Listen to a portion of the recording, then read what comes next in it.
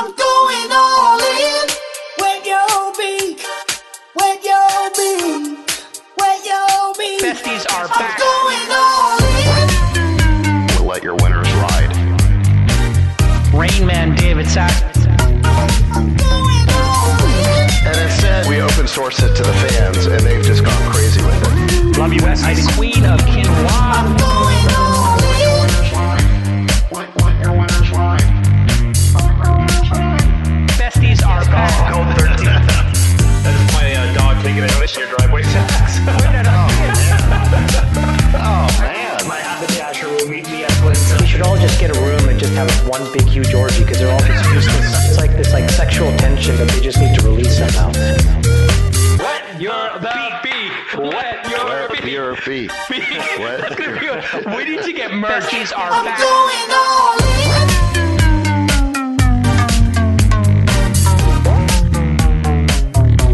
I'm going all in.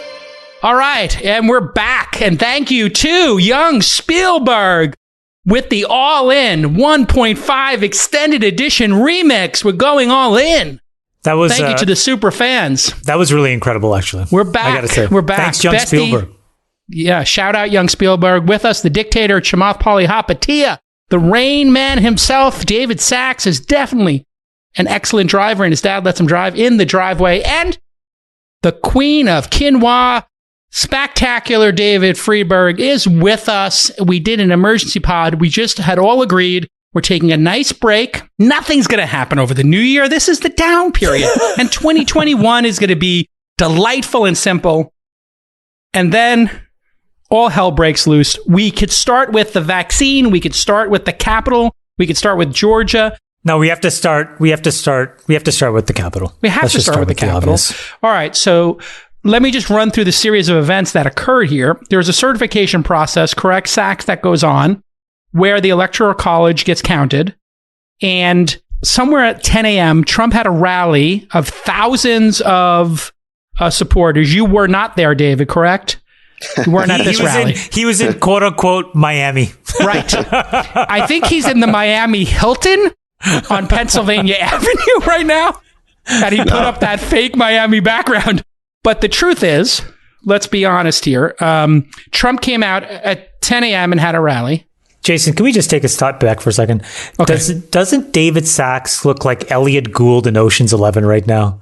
Kinda does. He's so Elliot Gould.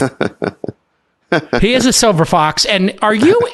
I mean, you were very public about being in Miami over the new year. You took your talents to Miami. And we see this background. So we can assume the dictator's in his pool house poker room. We know that Friedberg's in a Ritz-Carlton somewhere based on the furniture. He's in his Ritz-Carlton office. And Sachs, based on your background, are you in Miami right now?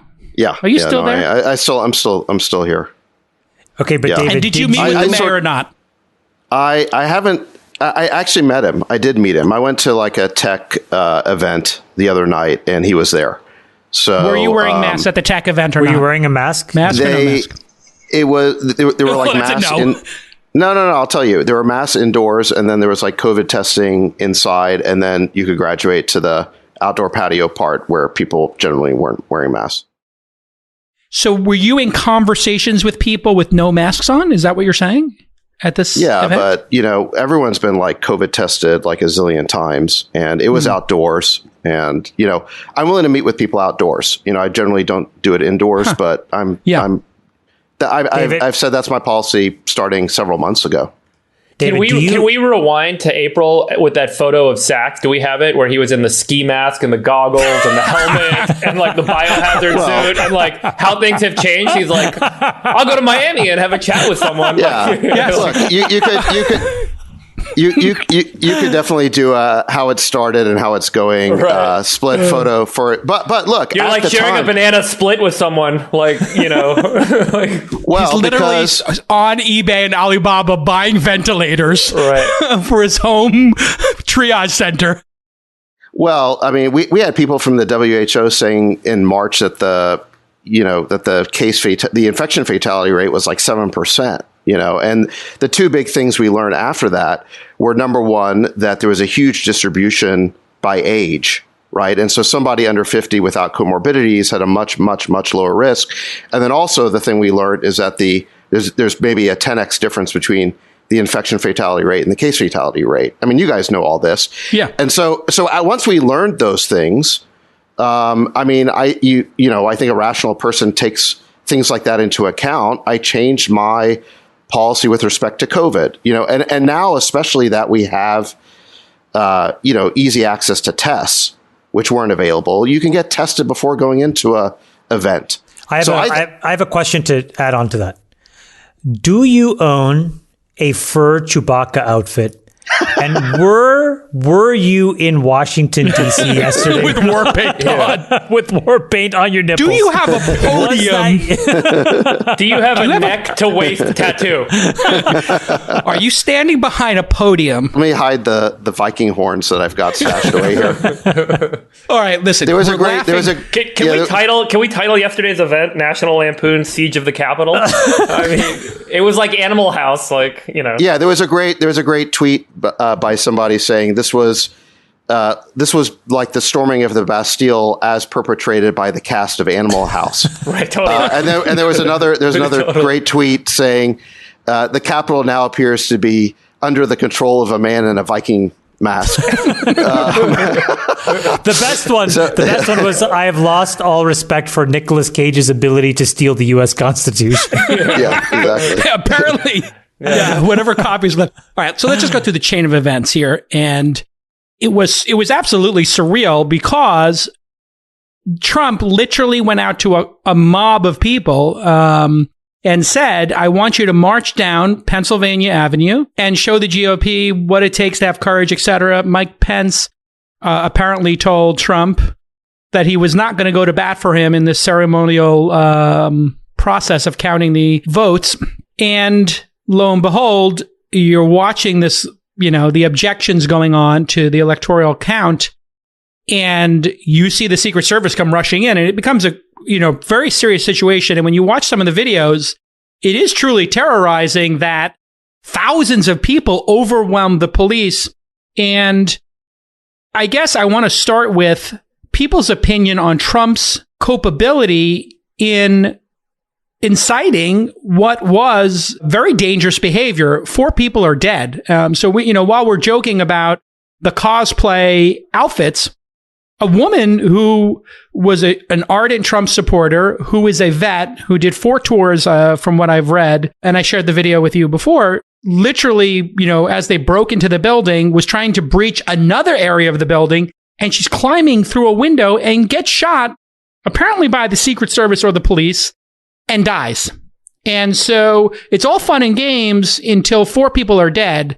And now somebody's lost their wife, daughter, sister. Jason, I mean, there could have been 400 dead. There could have been 4,000 Absolutely. dead. Yeah, I mean, this could have become a shootout at the OK Corral. I can't understand why the police showed the restraint they did. I mean, when you see them getting surrounded, I don't know if you saw the one. They didn't show restraint, Jason. There was no police. When you look at the amount of security that's typically there and has been there for other situations, and then you compare it to the amount of security, knowing for a month and a half that this was coming, it just doesn't make any sense to me. So I'm a little dumbfounded that you couldn't have seen this Facebook group called hashtag Storm the Capitol, which had tens of thousands, maybe hundreds of thousands of members in there, plotting and scheming, selling merchandise called Storm the Capitol.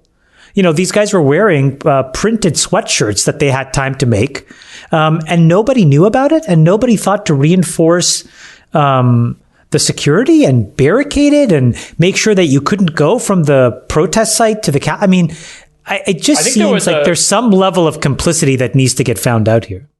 But there was an interview I saw with an ex-DC police guy who said that I think folks were told to tamper down. The police forces were told to tamper down on managing crowds and protests and riots following the controversy associated with BLM a few months ago, and spraying folks with pepper spray and water and all the physical techniques that were used were so outraging that there was just more of a systemic concern about being too aggressive with protesters, and as a result, they went too far the other way.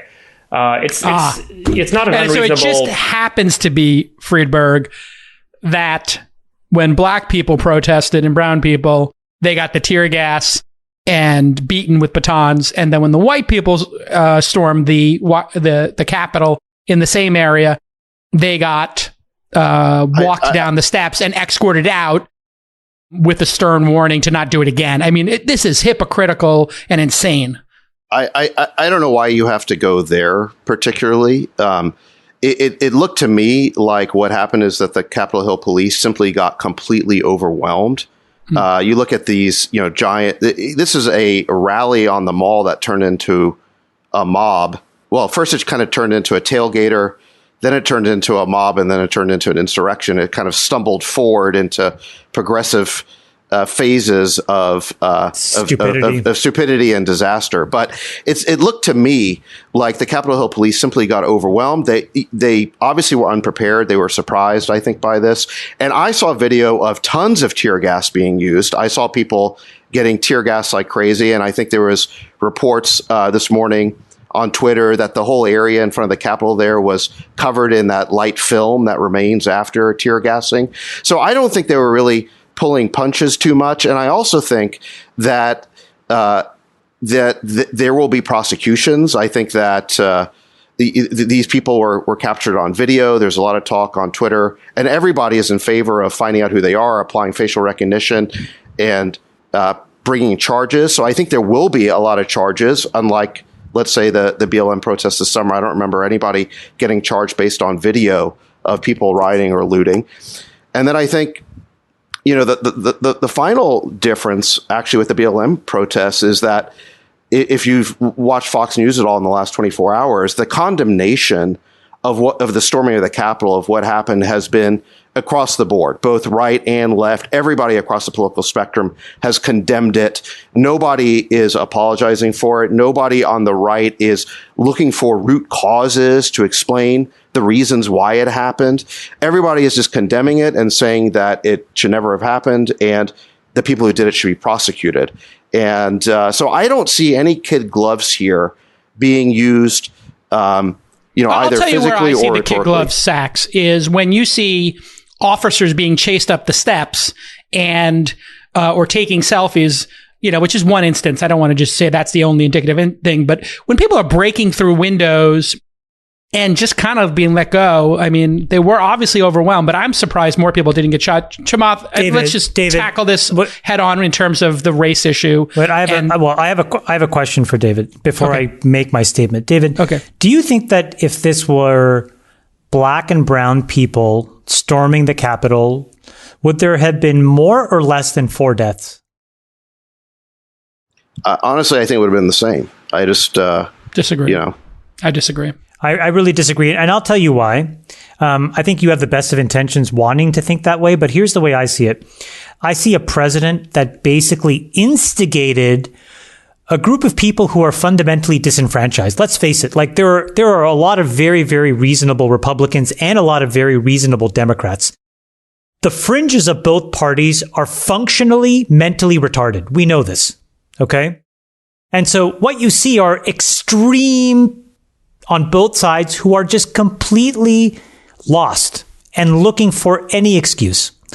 And so you have a president in the tail end of his presidency, an anonymous presidency, basically call them out. Nobody who actually had a job or anything to do could show up, right? So you had all these people show up. It's a Wednesday. Yeah. It's a Wednesday during the day. I mean, and what do you think happens? They're there. They're all frothed up. Eric Trump frothing them up, Donald Trump Jr. frothing them up, Trump frothing them up, Giuliani frothing them up. And all of a sudden, as you said, stumbling into degrees of craziness and stupidity to storm the Capitol. And I just think to myself, how could a president instigate this kind of action? Number one. The second thing I think about is when black athletes peacefully protested something that they had the fundamental constitutional right to protest. In the president's eyes, they were sons of bitches. White people that stormed the fucking Capitol, the people's house, were called patriots by the president's daughter. And Which she then deleted. we're told that they were loved by the president himself. To me, it's just an enormously stark contrast of a double standard. I think that beyond the persecutions of the people, I actually feel very bad for the people that stormed the Capitol. I feel like these are folks that are on the fringes who just need a vessel, and Trump is a vessel, and then he instigates them and runs away. You know what I mean? He's a coward. He's lost. And these are lost people. Then these guys commit the crime and now they're going to go to jail. I feel like the culpability has to go all the way back to Trump, to Hawley, to Cruz. These guys those are the real scumbags in all of this. Friedberg, what are your thoughts on this? And then I'll go back to Sachs and let him respond. Yeah, I don't think it's unreasonable to assume that if this was a Black Lives Matter and it was black people involved or brown people involved in the same sorts of activities you saw yesterday, that you would not see more shootings. I don't think that's an unreasonable position to take. Obviously, I think there's this other circumstance, which is that event preceding this one. As I mentioned, I saw an interview with a DC police former police director of the police, or I forgot what his title was, where he highlighted that, folks were kind of instructed to stand down following the BLM controversies. And so I think that's also kind of a reasonable point of view. And what about the president's culpability? I mean, I think that's one issue that's going to have to be addressed post. And I think we have to figure out what life post-Trump is going to be like, because this is a level of chaos that nobody, to Sachs's point, all people condemned. There's a theory which actually takes its origin from Hitler, where Hitler used this term, the big lie. And, the theory is that you can create political propaganda by saying something that's so outrageous. It is so improbable that people say there's no way this thing keeps getting said over and over unless it's actually real. And this is sort of like the QAnon pedophile ring in the pizzeria, or the fact that the election was stolen from you. It is such an outrageous statement that it seems to people that it only has to be true, because it is such an insane thing. And if it is, it's so insane, and I am so incited by this thing. So this is kind of acknowledged as being a political propaganda technique that goes back a long time. By the way, Hitler used it as a way to used it as almost like a double bluff to blame the Jews in Germany, which was an unfortunate kind of origin of the term. But the term is used a lot now in saying like these sorts of events are ridiculous. Now, what's going to happen going forward? I don't think big lies go away. You can try and mute them on Twitter and mute them on Facebook or mute them on Reddit, but whether it's QAnon or whatever is next, this is becoming kind of a standard form now because of the way media is distributed. Anyone can say a big lie and it gets a lot of listens. And Trump is totally culpable for that. He made some shit up. He made a bunch of claims. I mean, if you guys haven't seen Lindsey Graham's speech yesterday, it is absolutely worth watching that he gave late last night. I saw it. And he's like, I asked for the show me the 10, give me 10 people that claim that they voted and they were under 18. He's like, they gave me one. Give me anyone that was in prison or died, and they gave me 0. And he's like, goes on and on for a couple minutes about how none of what was said about what happened in the election was true, and it was all false. And he's like, this is all just not true. And so I think Trump is culpable for creating a falsehood and having a megaphone. And there are certainly what about the inciting of violence? That is, I think, where the rubber is going to meet the road. Trump's going to be out of office in 2 weeks or less, one way or the other. Do you, and let me just take it to Sachs. Sachs, I want to give you the time to respond to the issue of the double standard in terms of race and BLM. And then also, do you, Sachs, if you're on Biden's team coming in, do you advise that you prosecute Trump or investigate Trump for this insurrection? Yes or no? Okay, so just to tie off on the BLM issue, I just fundamentally don't think that race is the issue here. Chamath, look, I don't know at the end of the day what the fatalities would have been if it had been a BLM protest that went awry. But I will stick to what I said before, which is I predict that you will see more prosecutions come out of this of the people who are involved, I'm talking about the people who stormed the Capitol, than we saw from all the BLM protests over the summer. I mean, I don't remember any prosecutions coming out of videotape of people being caught recorded looting and rioting. And I predict you will see more here. And again, I think another difference, again, to the extent there's a double standard, I remember a lot of left-wing news networks calling the rioting and looting this summer peaceful protests, which they clearly were not. You even had a book called In Defense of Looting. And I don't hear anybody defending the storming of the Capitol. Nobody on the right. So, to the extent there's a double standard, I don't know that it accrues to the BLM side of this. But look, I think that's kind of beside the point and not the real issue here. I mean, Jason, to your question of, is Trump responsible? Yes. I mean, clearly. 100%. 100%. Yes, because he is the one who put forth this theory that the election was stolen and was constantly repeating it for the last 2 months.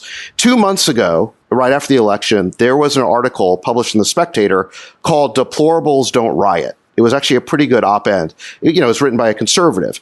And the conservative's point was that, all these windows and shops have been boarded up in anticipation of potential rioting and looting with the election.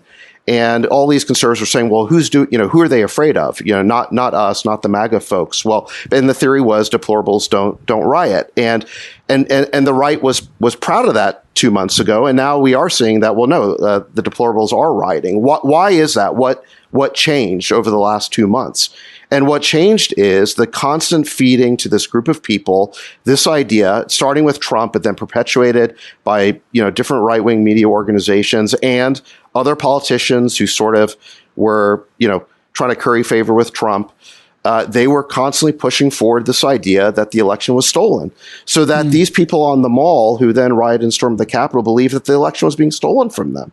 So, ultimately that responsibility is Trump's. So to be clear, and reflecting back to you, you're saying Trump incited sedation. Is that the right word? Well, sedition. Sedition doesn't seem like the exact right word to me. I mean, a riot. It was certainly a riot. Now look. I mean, you're talking about prosecuting a legal case. If you want to look at the legal standard for incitement, it has to be, provoking people to take an imminent lawless act. Feels pretty close. I think he if you want to see this mob as a gun, I think he loaded the gun. He pointed it in a certain direction, but did he tell them to storm the Capitol? No, not specifically. I think, therefore, it'd be a very hard case to prosecute. But I think, prosecuting him in a court of law is sort of unnecessary and redundant. I mean, I think that in the eyes of the public, politically, he is. I think most people see that he's culpable, and is that the end of his political career?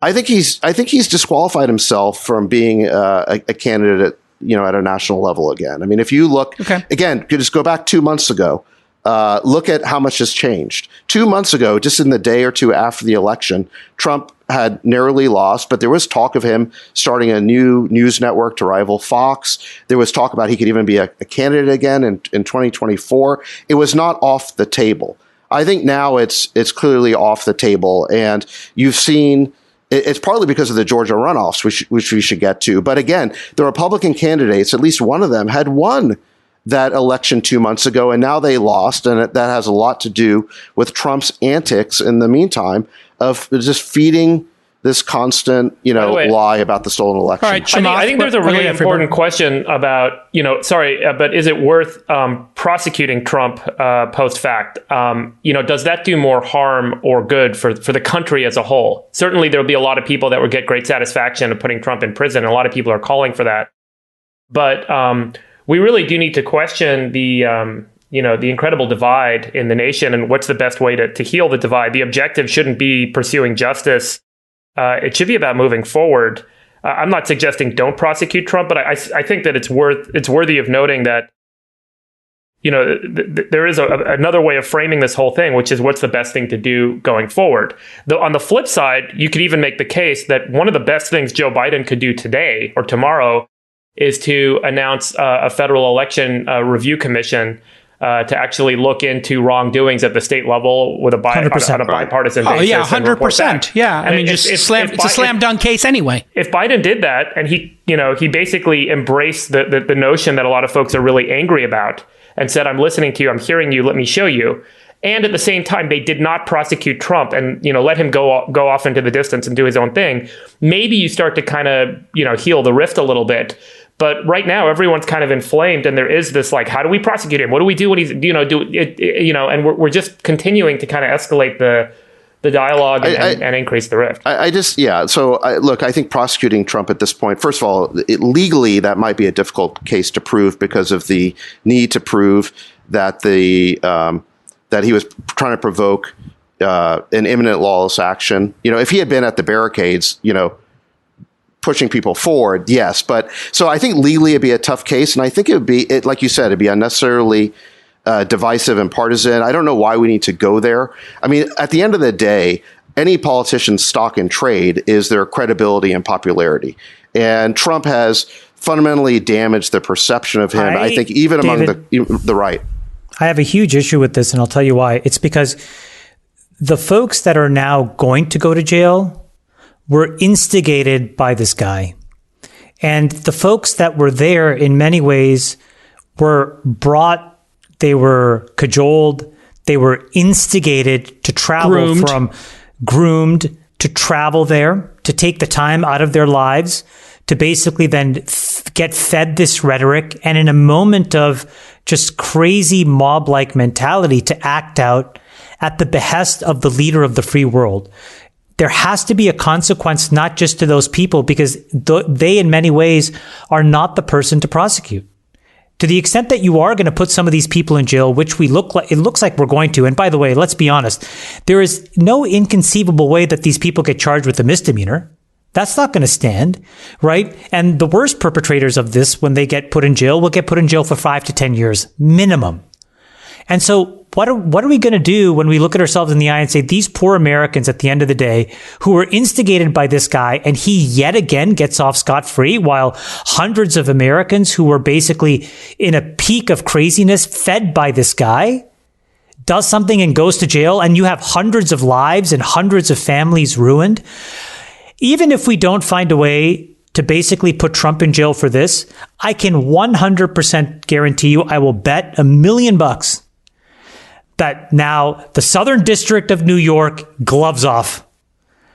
Every single state that can go after this guy, gloves off. And to the extent that Joe Biden had any incentive to basically let this go away at the federal level, gloves off. In my opinion, I really think something can happen. Let's say that folks do go after Trump. What does that do if he gets put in jail, or he gets there's some criminal proceeding brought against him? What does that do to the 50% of the nation that truly support him and truly care about him? I don't like the balance of justice versus unification. I think we're talking actually about 25% of the country. Friedberg. I don't even think it's that. Whatever it is, right? Or whatever it is. There's obviously a big voting block and a big block of the potential block for the electoral college. I think of the 70 million people that voted for Donald Trump, I think there are half of them who would equally vote for a normal centrist candidate. Mitt Romney. And Nikki Haley didn't necessarily believe in Donald Trump. Then I think there's the other 35 million. And I do think that there's a spectrum of those 35. And I think that you probably lost 10 or 15 million of them after the events of yesterday, where they just threw their hands up in the air and said, hey, wait a minute. It would really only inflame 20 million is what you're saying. Correct. And I agree with Chamath on that. Right. And those 20 million people are, sad to say, concentrated in about 10 states that don't functionally matter, economically or otherwise. And so the balance of justice versus unification, certainly it sounds like you're saying weighs heavily towards justice, right? More folks will benefit from seeing him come to justice, or what perceived justice, than I think it'll allow the Republican Party to recenter itself. I think that's better for politics. I think it's better for governance. It's better for America. I think it allows a lot of people to basically wake up out of this haze that they've been in 4 years and say, wow, wait a minute. Enough's enough. I was on a really bad bender. I did a couple things I really regret, And 100%. I need to recenter myself. How do you not find this turning into a tit for tat Berlusconi, Italy, Brazil, Israel kind of phenomenon where, future leaders Friedberg are then attacked and challenged and taken to court? The best tweet I saw on this was this woman tweeted out that the following. She said, when the Democrats lost in 2016, they knitted pink hats and donated to Planned Parenthood. No, they didn't. No, they didn't. They invented a ridiculous Russian conspiracy theory.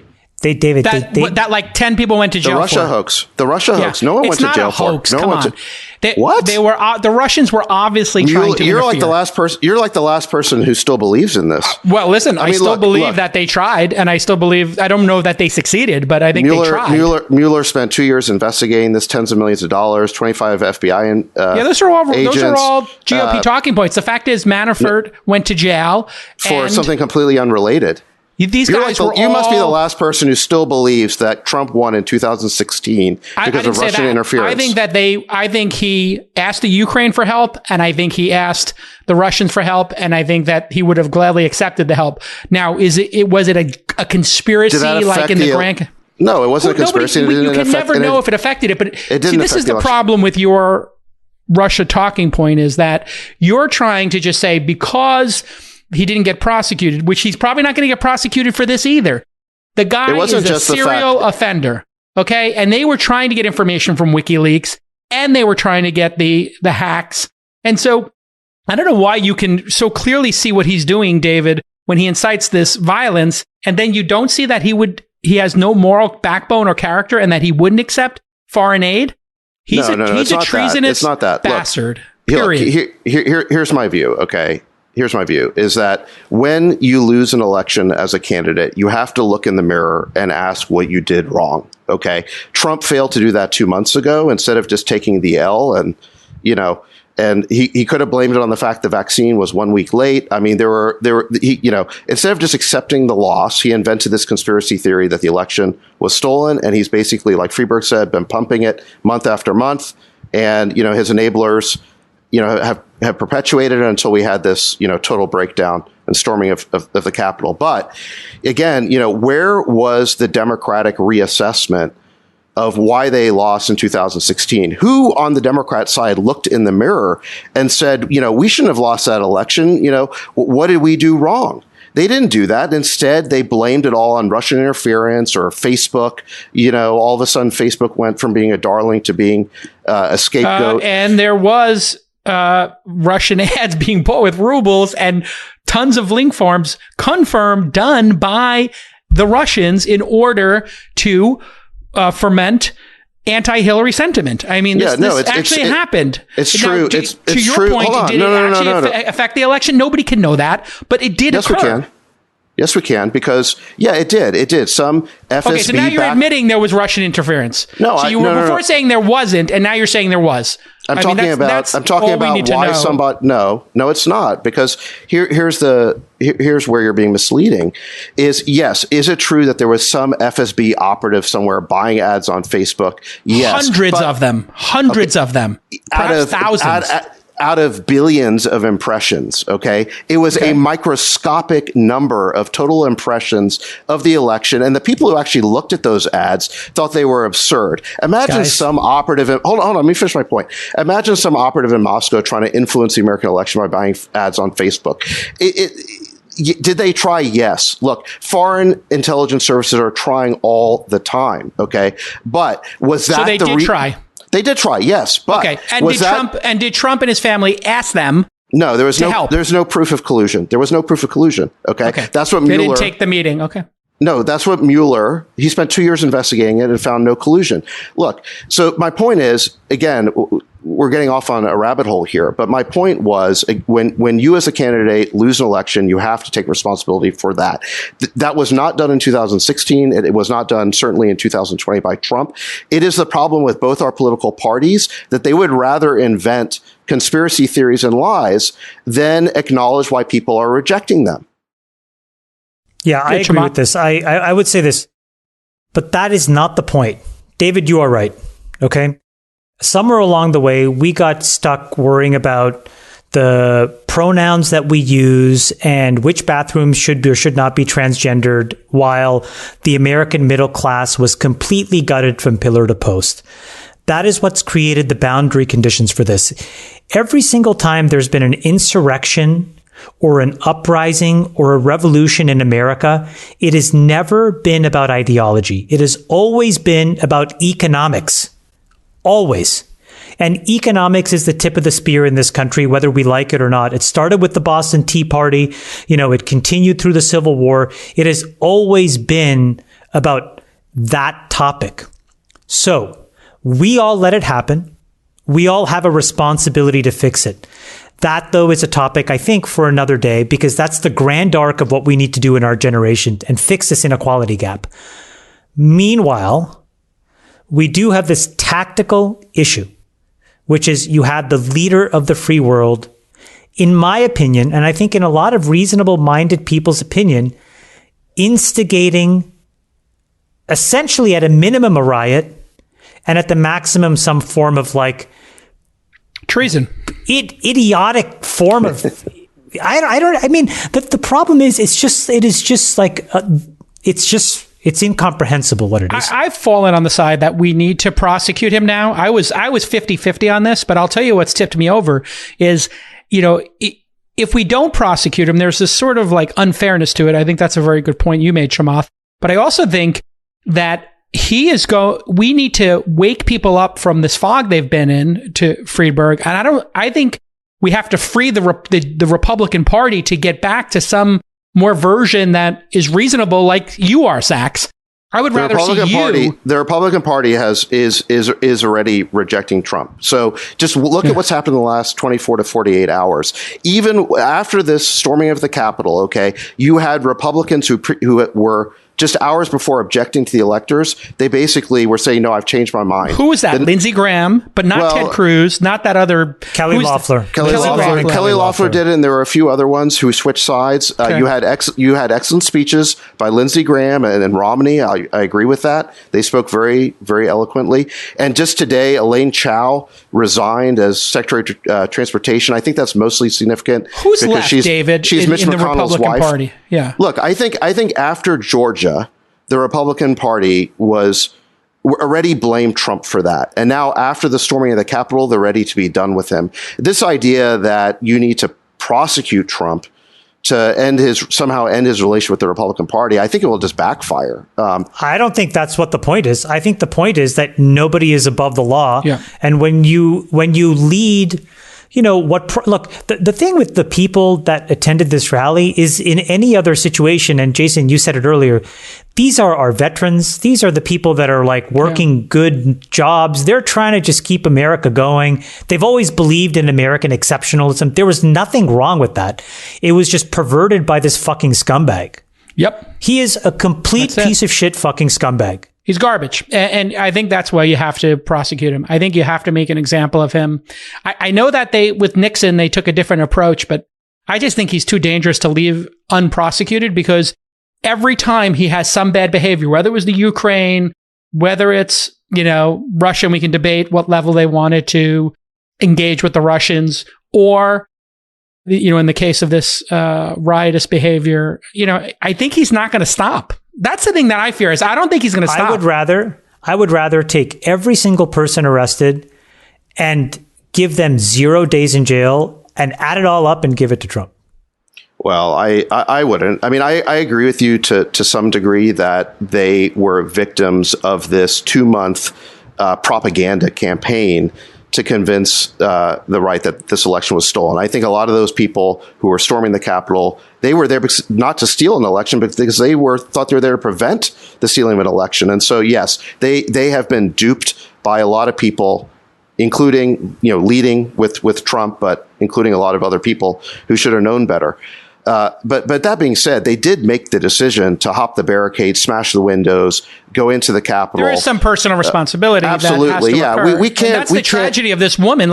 Let's talk about this woman for a second. And I think it's important to look at this specific case. This is a person who's a veteran, and she was inside the halls already and was trying to breach another area, and she was just shot dead by Secret Service. They might have been protecting the VP. They might have been protecting Nancy Pelosi or Mitch McConnell. Who knows?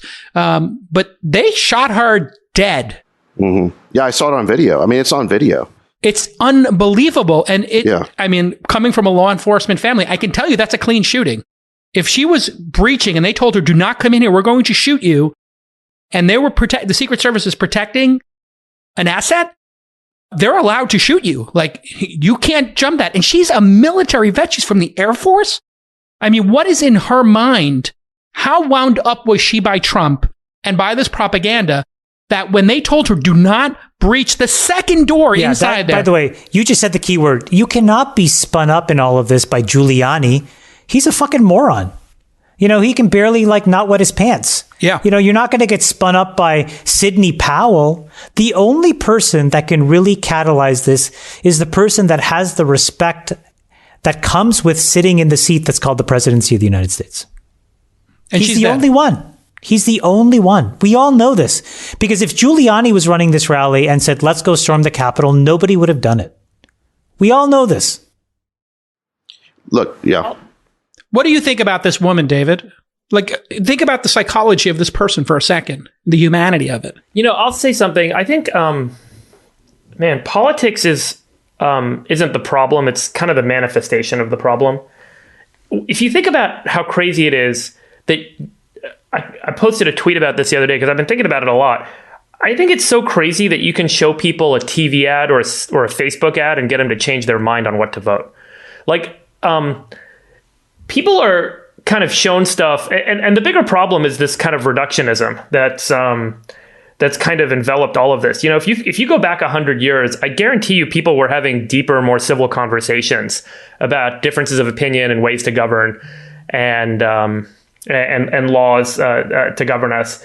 And I think, like, you know, it's so easy to put a 30-second kind of reductionist ad in front of someone, incite their kind of amygdala to respond and change their mind about something or push them in some direction. And I think that's the bigger issue with like what's been going on is people are kind of being pushed all the way to one side or pushed all the way to the other side through this, you know, this very kind of simple process. There is no dialogue to decide what candidate to vote for, dialogue to decide what path to take. It's all incendiary. It's like lock his ass up, you know, kill them. Like everything has become extremely binary. And the grayscale is really the reality. And unfortunately, we've kind of really hurt ourselves in this tribalism over objectivism kind of approach to how we talk as a society and how we debate.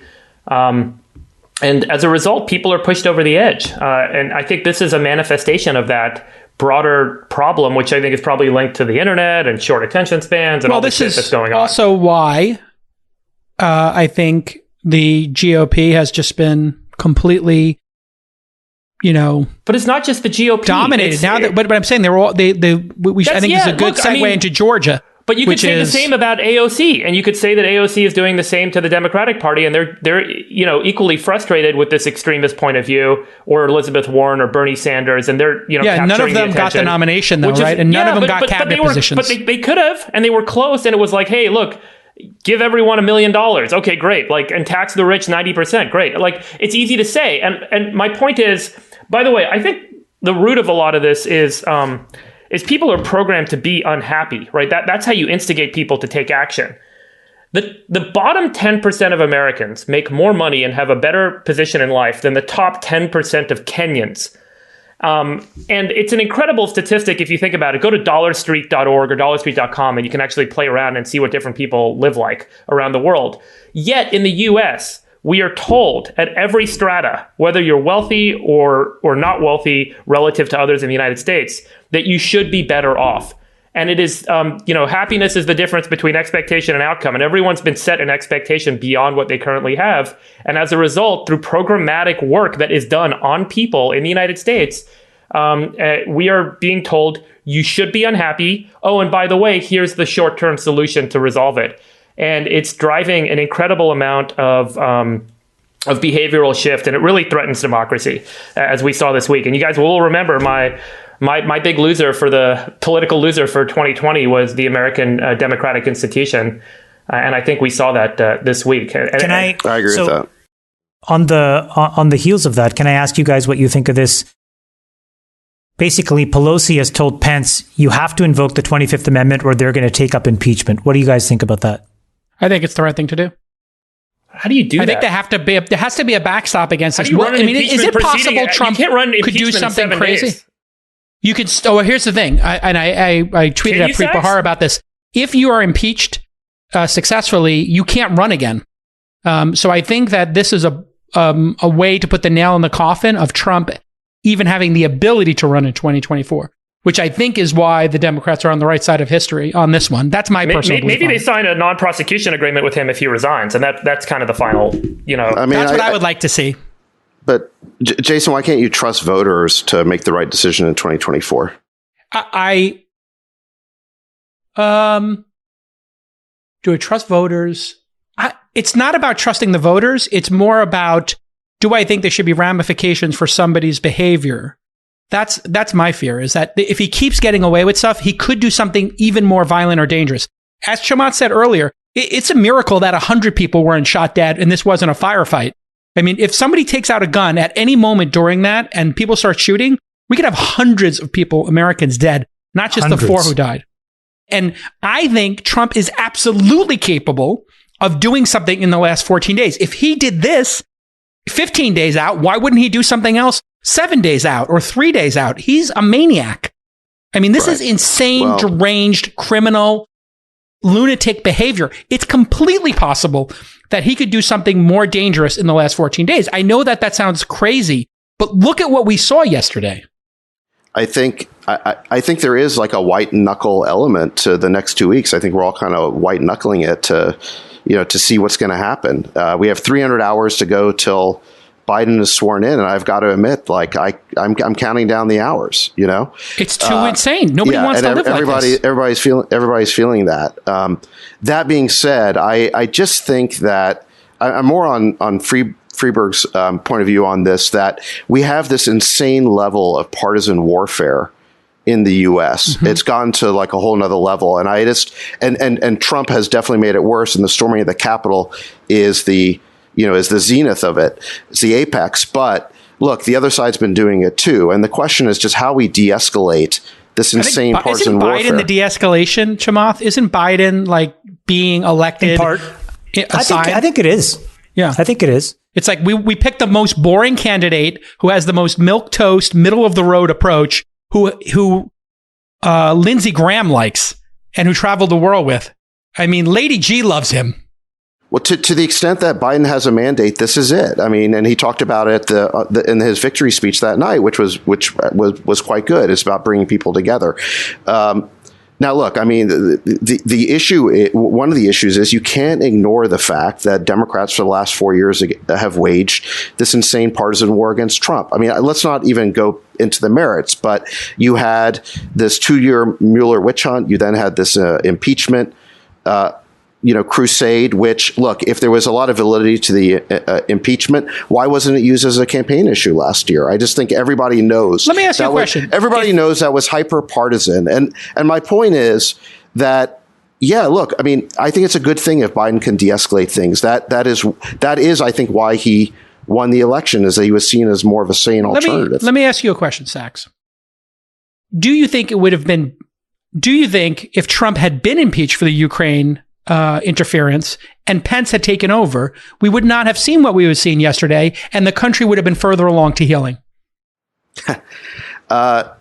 So, no. I mean, Pence would not have invited or asked all of his supporters to come to the Capitol to oppose the counting of the electors. That was a unique Trump thing for, he could not accept the loss and had to keep pushing and pushing and pushing on this idea that the election was stolen. Okay, so it would have been a good idea to impeach him. No, it wouldn't. No, it wouldn't, because if you had impeached Trump, well, first of all, he was impeached. Okay, but if you had voted to convict him, if you had removed him from office, the Senate had voted to convict over a phone call.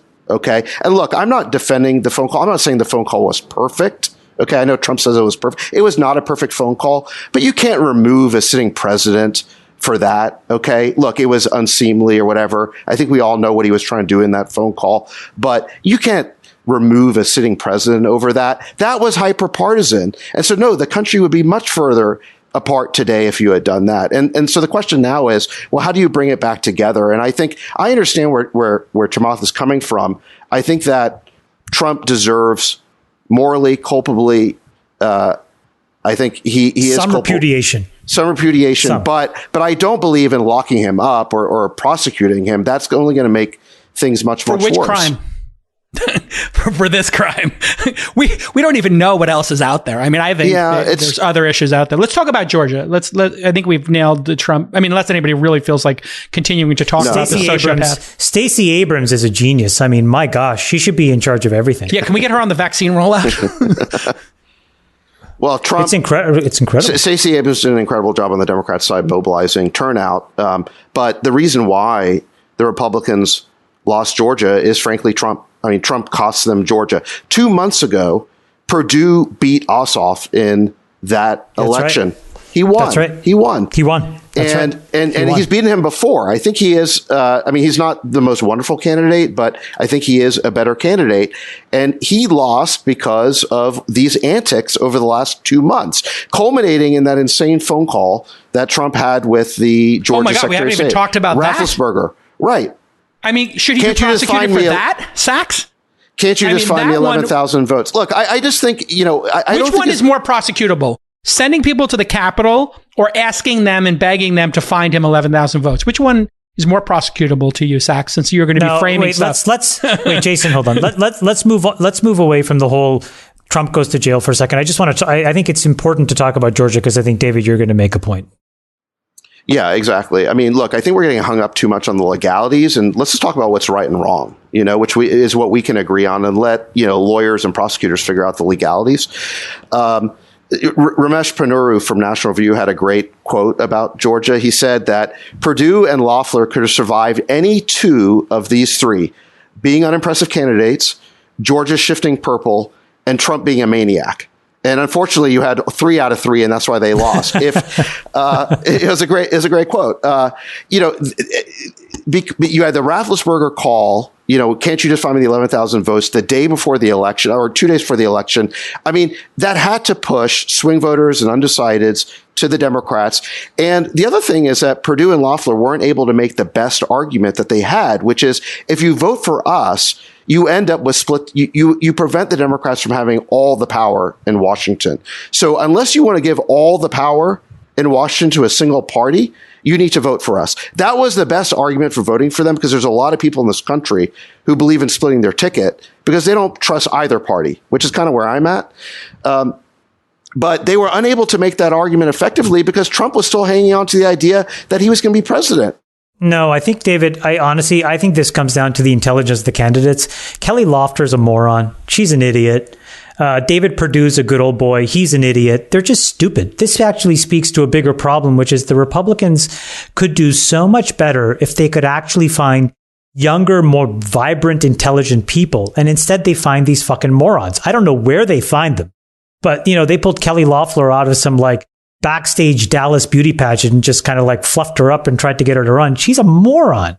Loeffler was a mistake. Loeffler was a mistake. Complete fucking idiot. Did you read the story about her with the WNBA? But I mean, Georgia it's is unbelievable. They basically Georgia is full of so many incredible politicians, and they found that idiot. That was a huge mistake. If they just voted, the governor made a huge mistake. They appointed her to the last 2 months. I agree that she's a particularly weak candidate, but the Republicans only needed one of these two elections, and Perdue had beaten Ossoff before. I agree with you. He's not necessarily the greatest candidate of all time, but he has proved better than Ossoff in the past, including November. And the reason why he lost 2 months later is because what's transpired in the last 2 months. Biden has acted presidential, and Trump has done what he's done. And that made all the difference.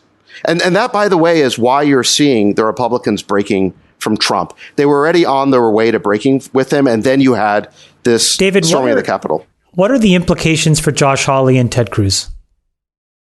I think this was a blow to them, because I think that what they were doing in terms of opposing the electors Everybody knew it was sort of cynical and theater.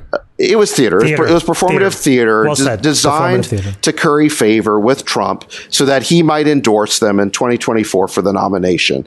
And it was opportunistic. And the problem is it backfired horribly.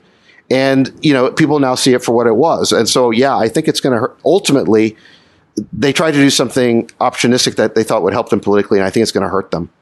But wait, I have to ask you guys, do you guys know the backstory of Loeffler and the Atlantic Dream, the WNBA team? It's honestly, Jason, I'm going to get so angry because she is just a complete piece of shit. Please don't.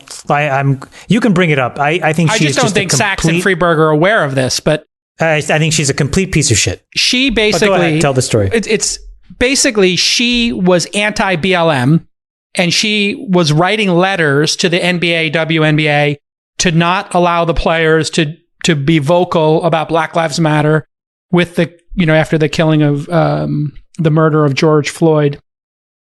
And so what the team did, if you look at that story, is they backed Warnock.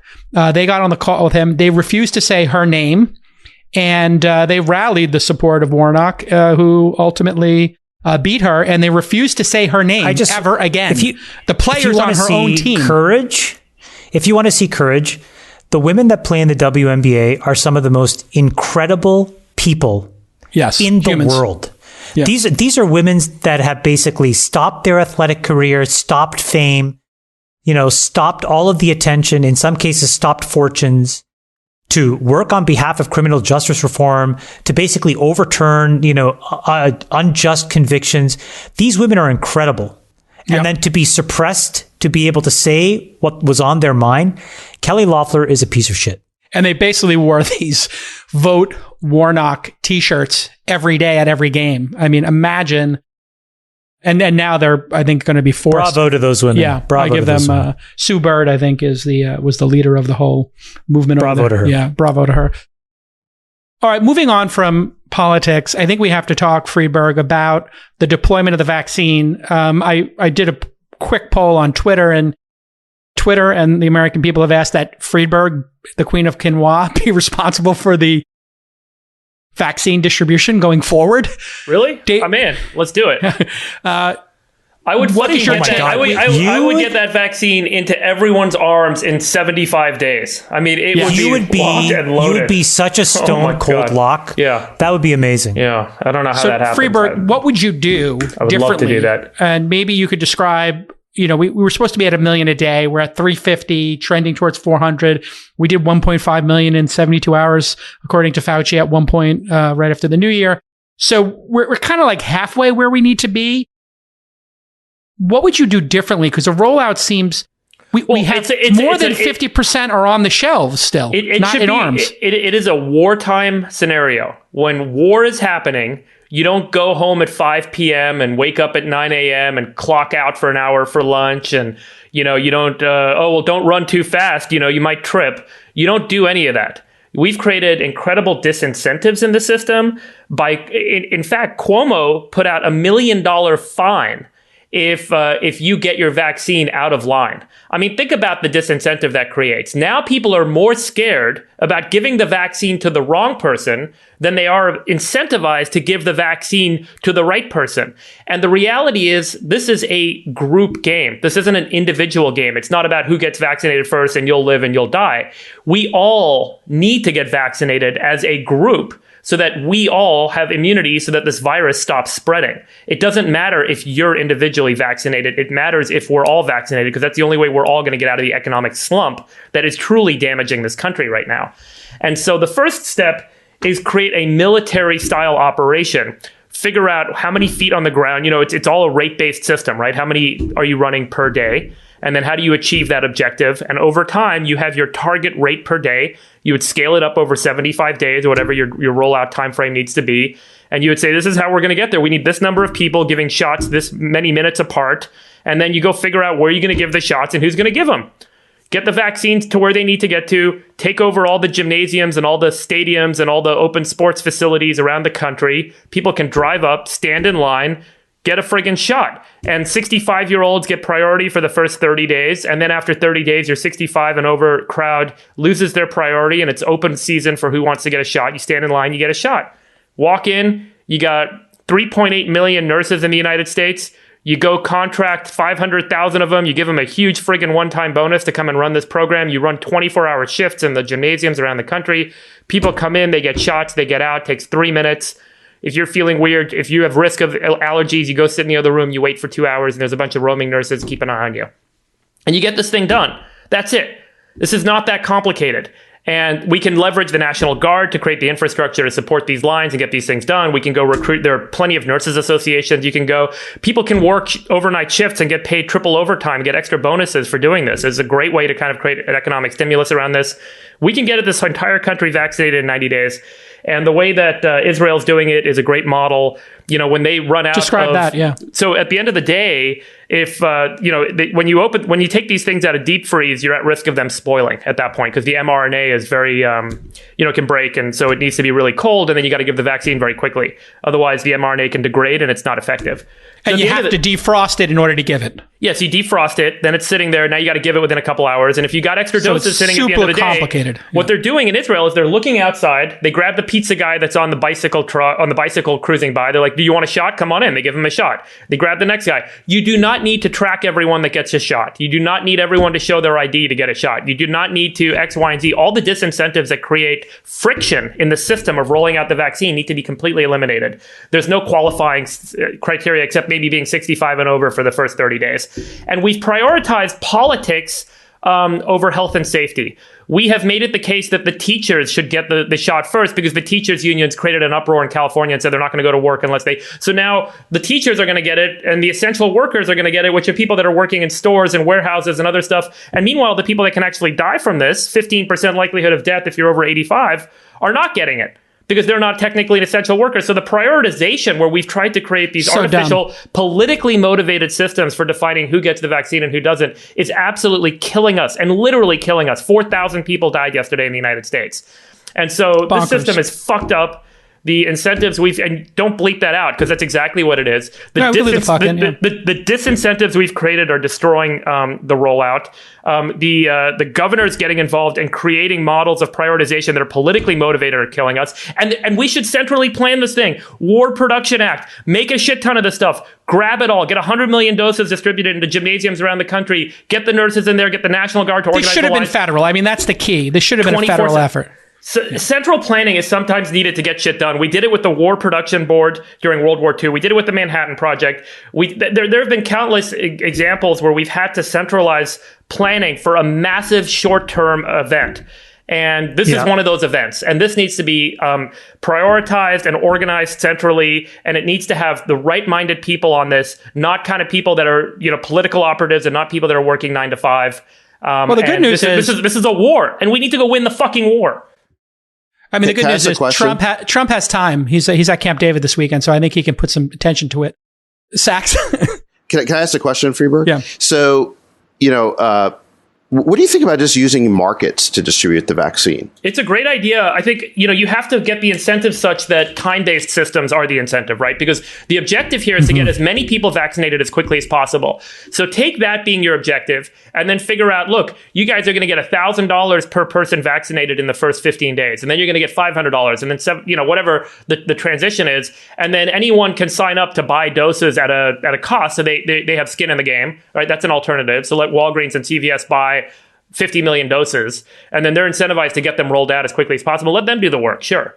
And frankly, if a few people have anaphylactic reactions across the country, that's just the reality. In war, you have some casualties. This can't be perfect. It has to be good enough to win the war. By the way, when somebody goes into anaphylactic shock, just to clarify that, all you have to you get an epi shot. It's not fatal if you have an EpiPen. That's right. And so when you get a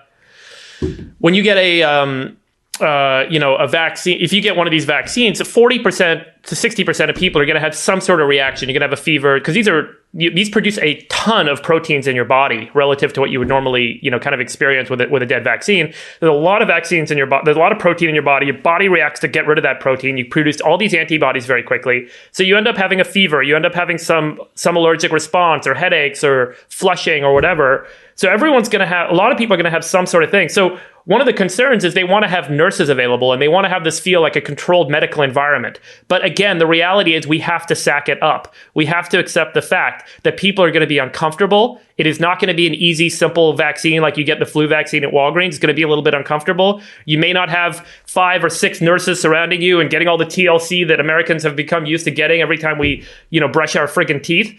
And we're going to have some people going to anaphylactic shock, and they're going to get EpiPen shots, and we shouldn't be charging $1,500 for EpiPen shots is another important point. But I think the market-based model could work as well. So hasn't Israel done this right? I mean, Israel, they moved the old people to the front of the line, but anybody can get in line. If they've got extra doses that day, they just keep sticking people. They keep jabbing people until they run out. All day long until they run out. That's right. And so they're probably at 20% of the population by now. Yeah, I'm sure we all agree with everything you're saying. It speaks to an enormous amount of political incompetence. I mean, it's really, really just unbelievable why we just don't have smarter people in charge of these things. But Sachs, I just want to ask you, because, there is the conservative argument on this, which is, states, the federal government shouldn't be doing everything, and states need to kind of manage their populace and manage, what goes on locally.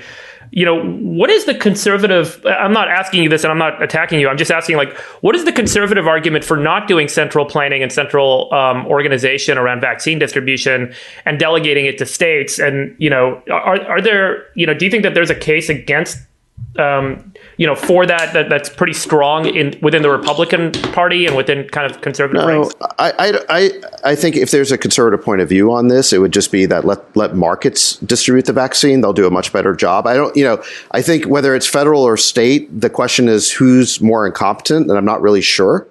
I think the problem right now is that when you make vaccine distribution fundamentally political, then the debate becomes about exactly what is your position going to be exactly in line, as opposed to just running the most number of people through the process as quickly as possible. We're getting ourselves so twisted up in knots over making sure that the exact right person is in line that we're having, vaccine go to waste. To put that in context, 21 million plus doses have been distributed in the United States. 5.9 have made their way into people's arms.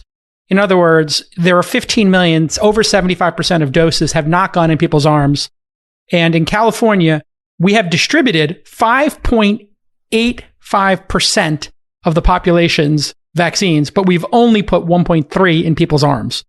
So we are literally 4x where we should be.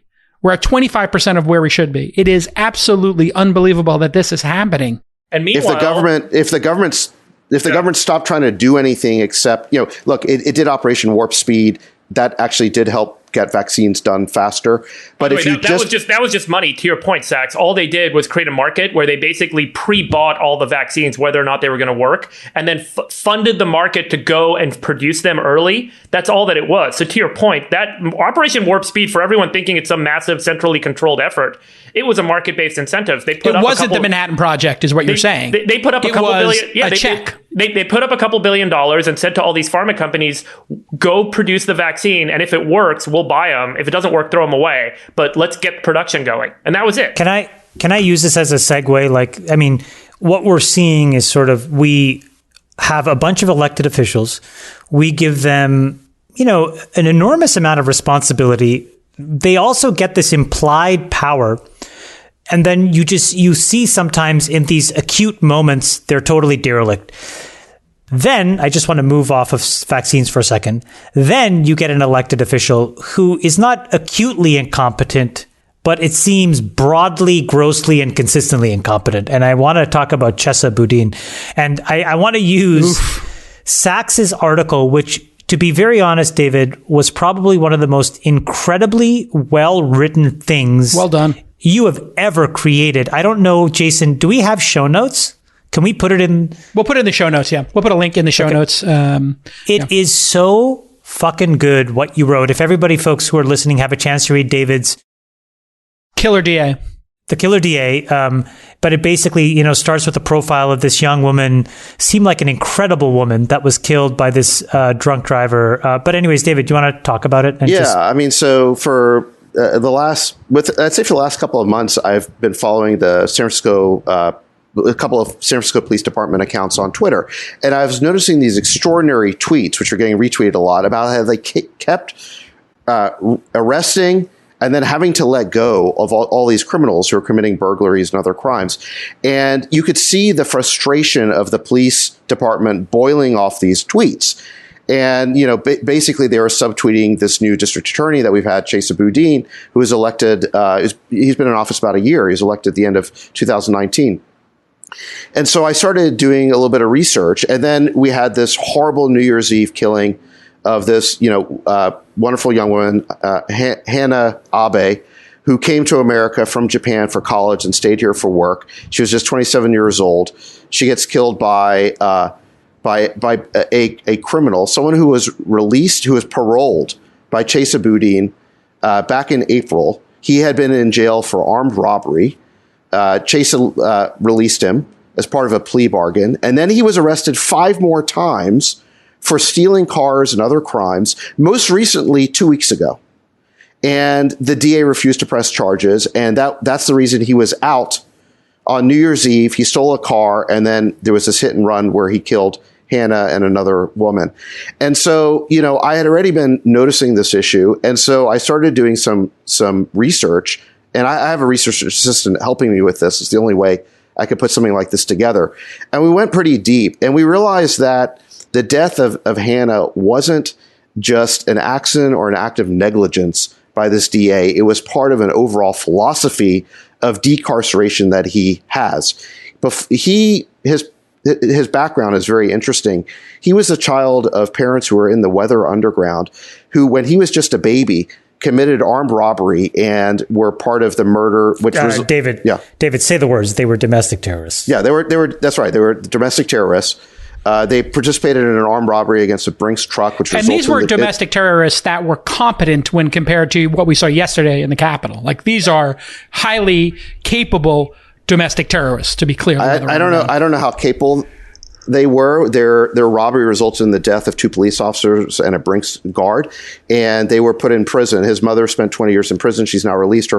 His father is still in prison for almost 40 years. And he's described in interviews how his earliest memories are visiting his parents in prison and how this shaped his entire political outlook. And he became a public defender, which I think was a pretty good place for him. I think if I were an indigent, criminal defendant, I would want someone like Chesa Boudin on my side.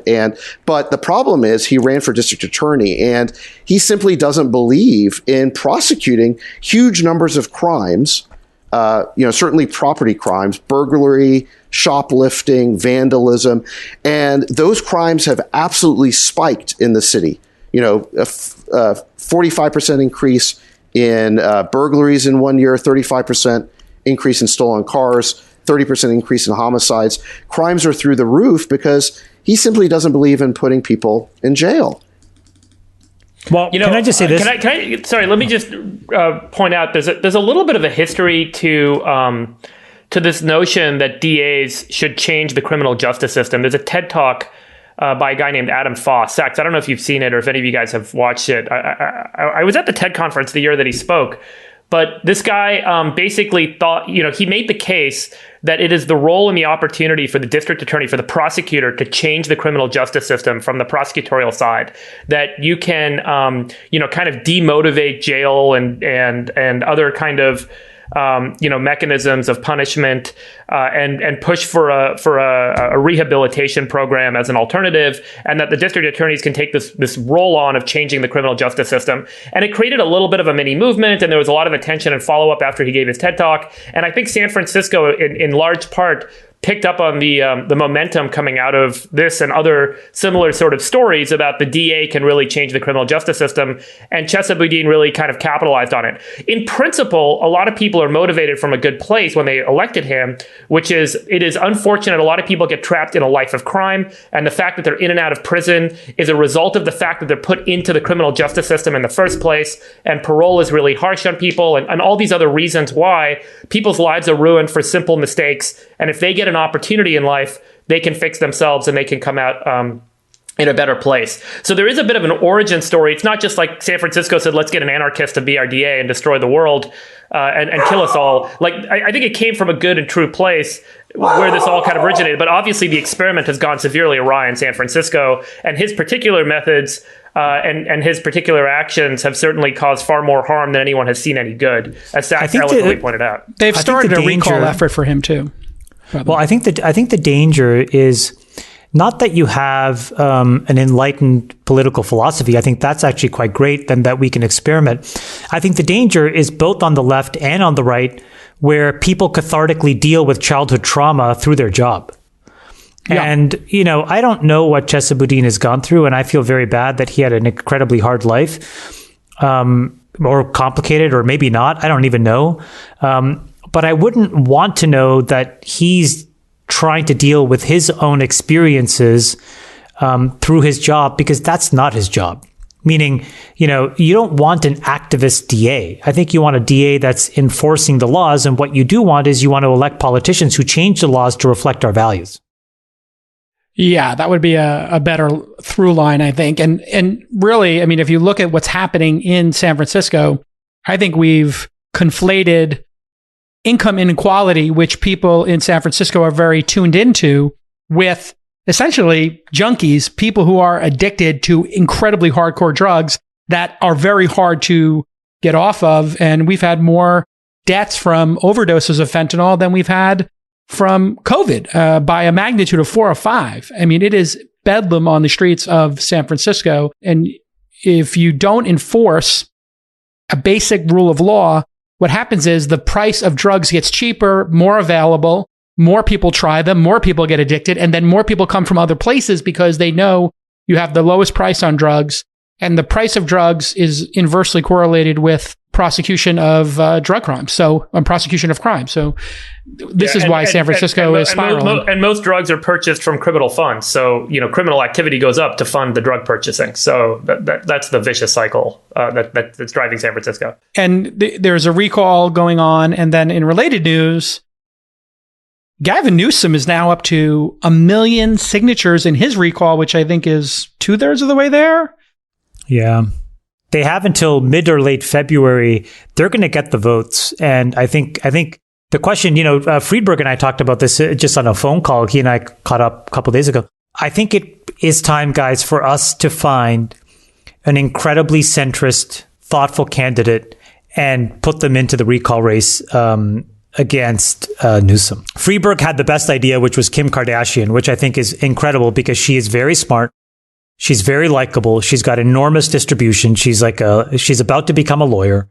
That'll be the best platform for Kardashian to run for president. Look, it's pretty clear, recognition, influence, fame is what gets people elected, not the best policy and not the greatest experience. From Jesse Ventura to Arnold Schwarzenegger to Donald Trump.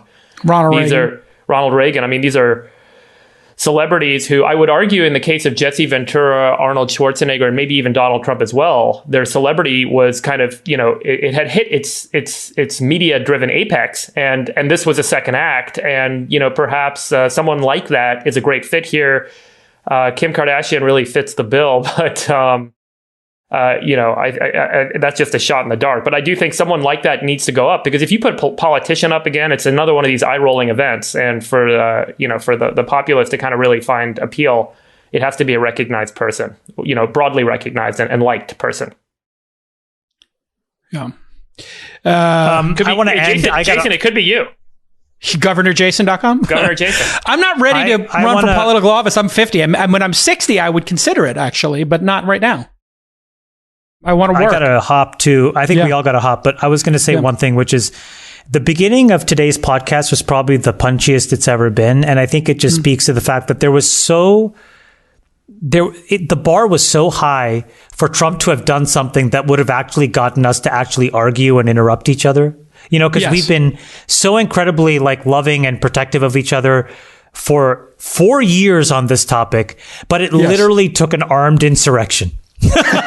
For us to finally they even cracked the besties. The besties. Well, I mean, I think it's good for people to see Sachs, maybe an I, or Chamath and Sachs or whoever disagree on some of these cases, or Friedberg, doesn't believe in prosecuting Trump. I think we actually had a split ticket there where Sachs and Friedberg felt like we shouldn't prosecute Trump, and Chamath and I were in the prosecute Trump one. But I think we're all struggling with these issues. All Americans are struggling with these issues of how do you deal with a black swan event? I think that's what's so unique about Trump is, and I think, David, you could speak to this, is I don't think the system was designed for his level of crazy, right? Like, our system is based on norms and traditions and trust, just like venture investing is. And we see this in venture investing. Some founder goes off jumps the fence, and all of a sudden, Yeah. I mean, I would say our system performed pretty well in terms of being stress tested. And well, look, we still got 2 more weeks. I think we're all kind of white knuckling it right now. Yeah, hoping nothing else happens. But look, if Trump's goal was a coup, I think it's a strong word, but if it totally failed. I mean, he didn't come close to succeeding in a coup. The opposite, in fact. The opposite. Again, we talked about how I think he destroyed his popularity over the last 2 months. He impacted his earnings by negative $2 billion. Yeah.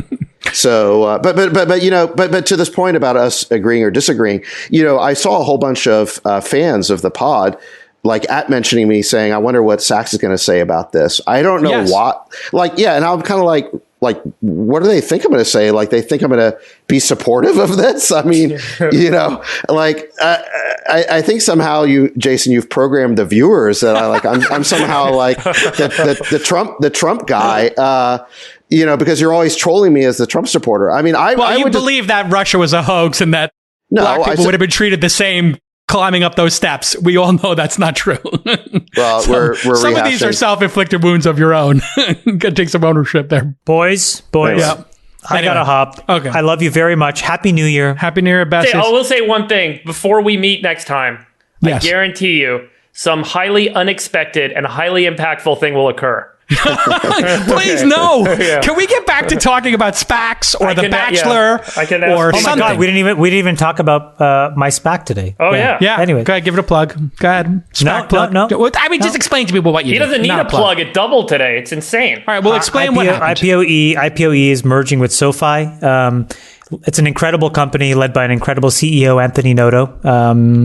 You can read a little one-pager on my website. But anyways, guys, more importantly, to all the listeners out there, Happy New Year to all of you guys. Let's make 2021 kick ass. Yep. I love you guys. I miss you. Miss you. Right, see you guys soon. Bye. Play poker soon. Oh, look, there's somebody. Yeah, I got interrupted. I got to go. All right, we'll see you all I got interrupted. next time. Go. Take Bye. us out, young Bye, Spielberg. Guys. Take us out, young Spielberg.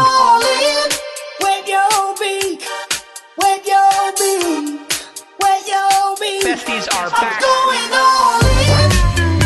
We'll let your winners ride. Rain Man David Sachs. And instead, we open source it to the fans, and they've just gone crazy with it. Love you, besties. Queen of Quinoa.